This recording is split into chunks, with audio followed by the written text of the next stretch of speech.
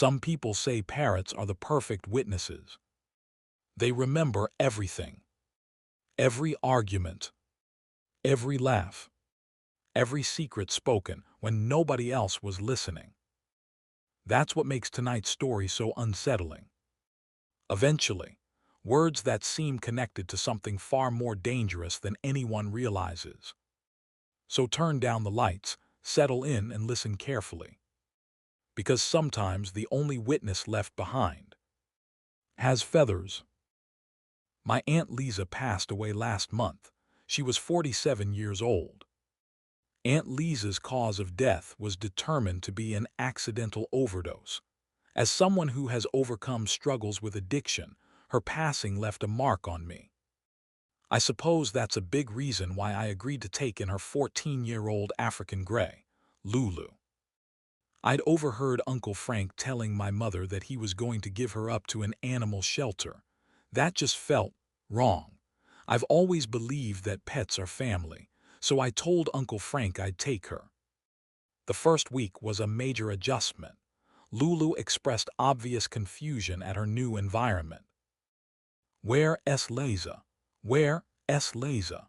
She repeated the phrase so often in her first days with me that I knew I needed to take action. I wasn't sure if Lulu was capable of understanding, but it was worth a shot. "Where Liza? Where Liza?" I took a deep breath. I approached Lulu's perch and looked her in the eyes. "I'm sorry, Lulu, Lisa is gone." The bird cocked her head to the side. "Lisa is gone."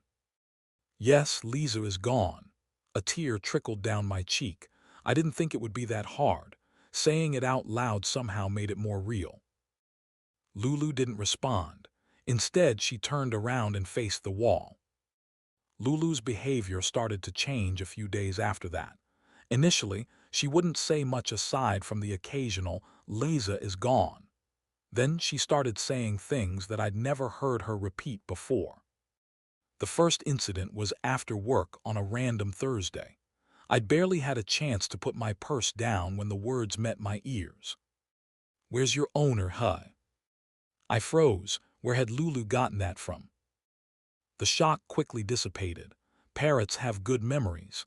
She could have heard that years ago for all I knew. Only later did I realize that I should have taken Lulu's words more seriously. The next incident didn't occur for another week. Lulu was seemingly coming around to her old self. She was active and a total menace to my house plants. R.I.P. Fernidette. Additionally, Lulu was talking a lot. As her mantra, "Where Lisa?" went out of fashion, I began to grow accustomed to her more common phrases. "Hey there" was her go-to greeting for when I arrived home. "Aw, is someone hungry?" was an indicator that she needed to eat. And at random points in the day, she absolutely loved to shout, "What you talkin' 'bout, Willis?" for seemingly no reason at all. Not to say that those were the only phrases she used. No, she picked up new words all the time, but those were the most recurring. Even with her colorful vocabulary, I was shocked to hear what she had to say when I woke up one morning. I could hear Lulu squawking from the room over, but I couldn't make out what she was saying. I tried to go back to sleep, but after 10 straight minutes of Lulu's muffled yelling, I decided to roll out of bed for the day.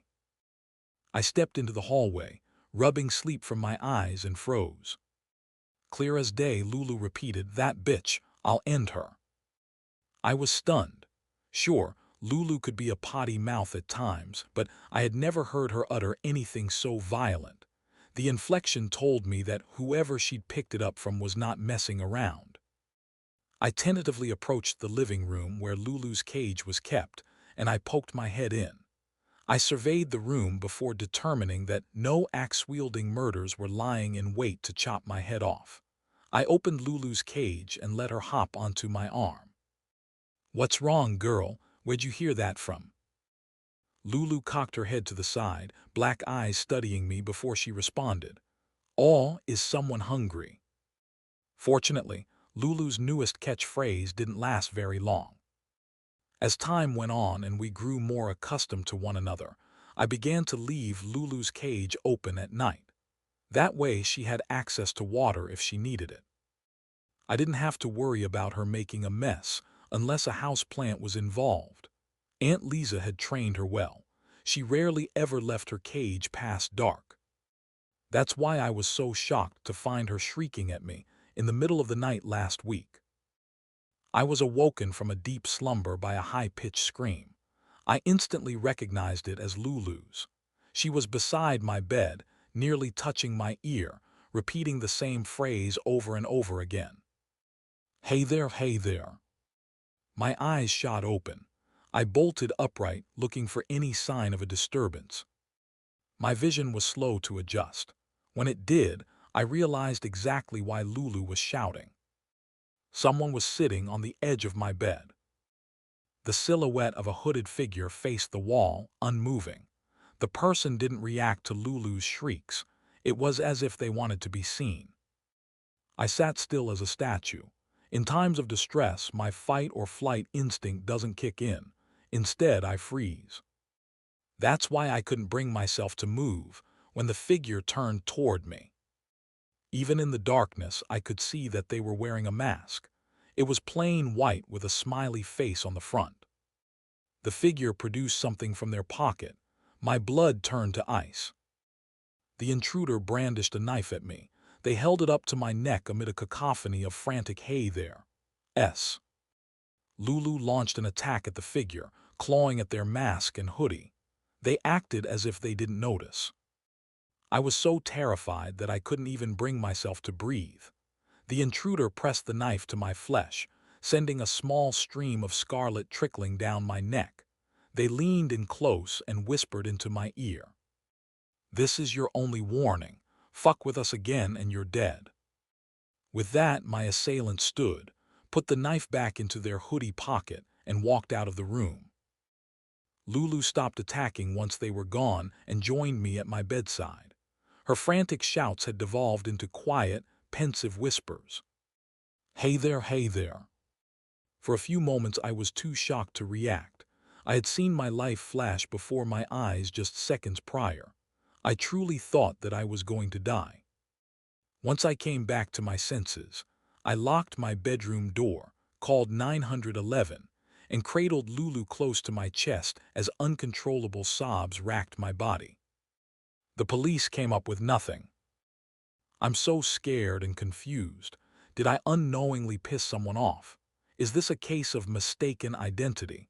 I don't have the answers. All I knew was that I couldn't stay in that apartment. I was already on a month-to-month lease, so I got us out of there as soon as I could. Despite the police's assurance that they would increase presence in the area, I couldn't risk another encounter. I've been settling into the new place just fine. The move went smoothly and Lulu has taken to the apartment nicely. I even bought a new houseplant, obviously kept away from Lulu at all times. There's just one thing that's been concerning me. This place has thin walls.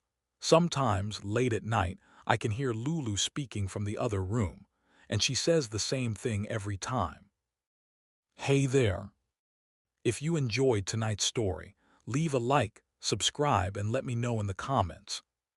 What do you think Lulu was trying to tell her owner? Until next time. And if a pet suddenly starts repeating words you've never heard before, you might want to ask where they learned them. Just be careful if they answer.